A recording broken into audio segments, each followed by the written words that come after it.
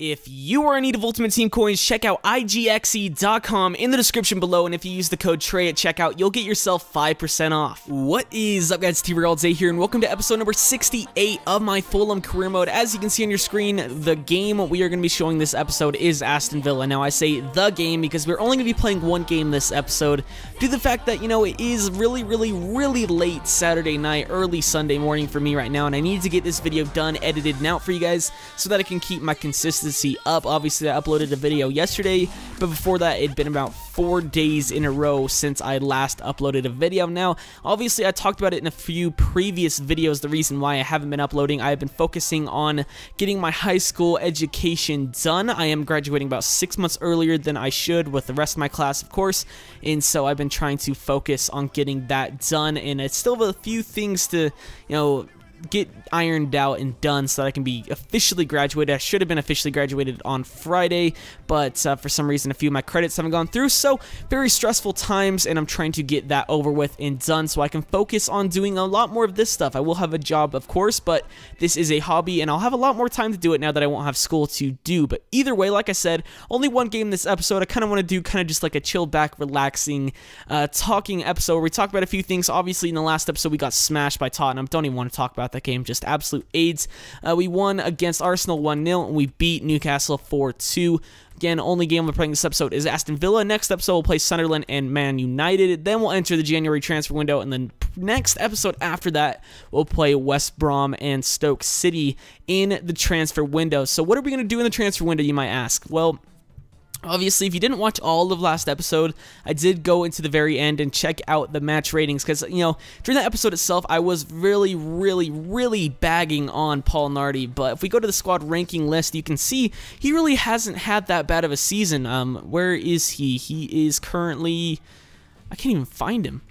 Oh, there he is. 6.2 match rating. That's very average. Our whole team is really average, to be honest, except for our center backs. Every single center back other than Antonio Rudiger, who is our lowest rated center back, has below a 6.0 match rating, and that includes Nicholas Nkulu, who is supposed to be our highest rated player on our team at 85 rated. A 5.4 match rating for this whole season is just absolutely piss poor. So with my, with the thought that Rudiger has been performing very well, at least compared to the other center backs, what we're going to do is in January, of course, you can see we don't have much money. We're going to try to inquire about some, ask the board for some funds, but I doubt they'll come back and say, yeah, you can do that. What we're going to do is actually offer out, like you can see, like our squad would look like this, very strong. Lascelles and Rudiger at the back. Fofana can play center back, of course. We also got Moore who can play center back, and Donnelly, and we could recall Palmer Brown if we needed to as well to play center back, and just frankly, like, give Nkulu, like, swap him out for a really good goalkeeper or sell him and then buy a goalkeeper and someone else. So you guys left a few suggestions in yesterday's video for goalkeepers I could go for. I very much appreciate that. Yano Black was one of them. Rulli from Real Sociedad was one. We also got Perin from, I'm trying to think of his team. It's into Serie A, but also Sommer as well. So those players were all suggested by you guys in the comment section. If you have any other suggestions, leave them down below and I'll take them into consideration. Other than that, I think we need another central midfielder, and one we're going to go for, you can see him right here, is James Ward-Prowse, one of my favorite youngsters in the Premier League this season and in general, really. And so I'm going to be getting him. He is available on a free, so I'm going to try to get him for next season. Of course, we aren't going to be going directly to next season after this season ends, because we're going to be starting a new career mode, kind of just to keep this one fresh in mind, because I think we need to take a break in between some series from time to time and then continue it so that it stays fresh and doesn't get stale too quickly, and I hope you guys understand that. So we're going to be doing a non-career mode. Obviously, in a lot of my videos recently, I've had a vote out, but apparently Straw Poll closes those votes after about a week, because now when you click on the link, it doesn't come up. If you put an R after the link, it will come up with the results, which obviously I can check to see who won, and Knott's won comfortably, by like 20 votes. So that is the team we're going to be going with. You can see Marco Barrios. I actually just saw him on a news article and not inquired about him, and scouted him. Believe this is Lucas Barrios's regen, because obviously Barrios, but I didn't think that just because his last name was Barrios, but you can see he is from the same country as him and in the same league, so I assumed that was him, and he's showing great potential, so obviously that would be a great player for us to have other than that, not really much else to talk about. If you have any questions for me about this series, leave them in the comment section. Other than that, believe that's it. We got some things in our office. No youth scout report. That's frustrating, and that's frustrating. Donnelly wants to play in the next game. Well, to be honest, Lascelles isn't doing too great either. We could go ahead and do that. We might as well. Let's give Donnelly a shot. Let's see what he can do. Probably going to come back to regret it, but we'll switch out. Fofana can play center back, so we'll just leave it like this. Actually switch out more for Lascelles. And I think we'll leave it like that. That will be our bench. This is our team for this game. Ntep in at left forward. We're giving Saint-Maximin a chance at striker because, frankly, I haven't played him that much this season, which is weird because he was our top scorer last season.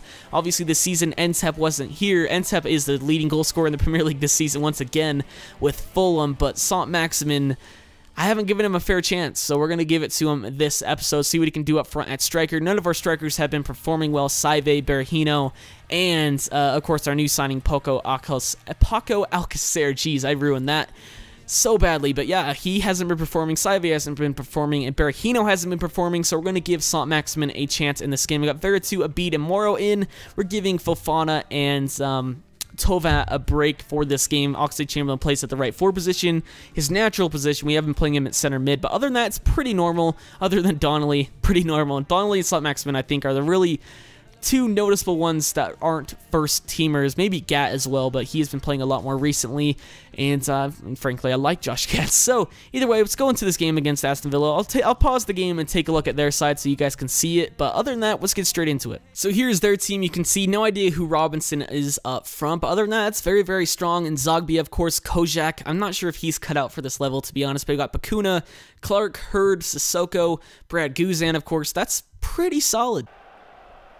Nice. Saint-Maximin over to Ntep.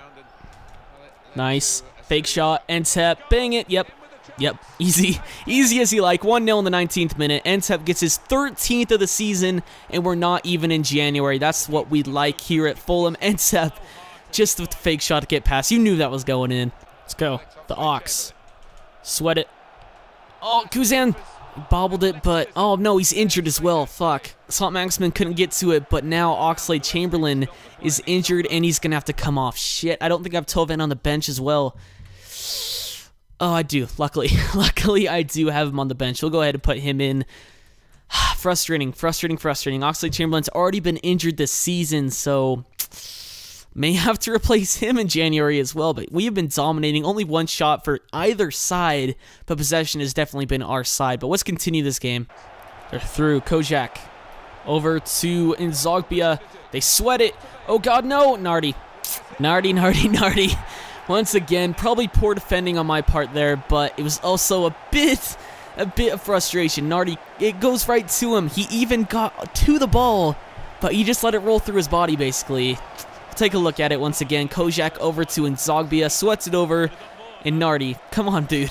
Sanchez in the box here. Oh, Jesus. Nice. Ntep over to Saint-Maximin. Nice. Oh, Saint-Maximin went in. Guzan pulling a bit of a Nardi there. He gets to the ball, but it goes through him somehow and gets past the keeper for a goal. Saint-Maximin proven why he should probably be starting over our other strikers. He's not as highly rated, of course, but he was our top scorer last season. And I said last season that he was basically another Nardi, obviously just not as high, not Nardi, Ntep, just not as highly rated as Ntep. And obviously, that's probably the reason why he was our top goal scorer next season, but still, probably shouldn't have went in, but I'll take it. We got a free kick from 40 yards out. We're going to give it to Ntep. See if he can do anything with this. Ntep. Oh, jeez. I thought that was going in. Nice work, Mehdi. Mehdi slips it through. Come on, Saint-Maximin couldn't tuck it under Guzan. Come on, Alan. Get there. Get there. Saint-Maximin. Cross it over. Come on. Oh, what a block by Bakuna. Nice ball. Ntep. Nice chest down. Nice. A fake shot back. Let's see what we can do. Gonna coincide. Nice. Oh, falls. Mehdi. Bang it. Mehdi Abid. Oh, damn it.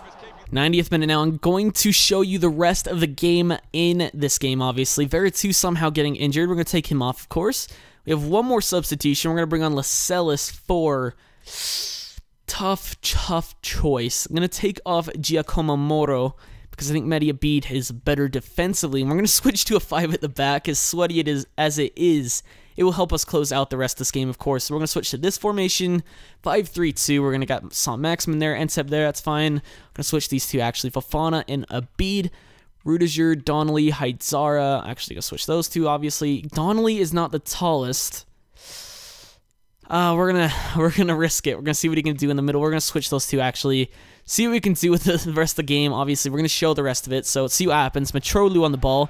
Funny enough, like, obviously he's loaned away in real life from Fulham to Olympiacos, but I never got him in our career mode. Never once. I wouldn't have used him, but never even got a chance to sell him and get money out of him, which is annoying. And then obviously just goes to Aston Villa. But here's our changes made. Lascelles coming on. See if he can do anything for us. Usually I try to lay this one off to one of my midfielders, but I'm just going to bang it. I don't want to risk them getting the ball that close to goal. And we're just going to run this one to the corner, and then cut side, and then do this.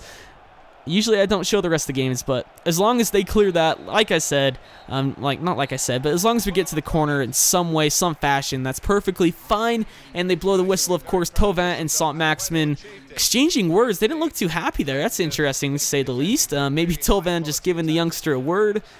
I don't know. Weird. Interesting, but we win nonetheless. Usually these games against Aston Villa seem to be pretty cagey. I don't know what it is, but they always seem to be like very, very, very intense. But we come out with the win. I definitely think we deserved it in the end.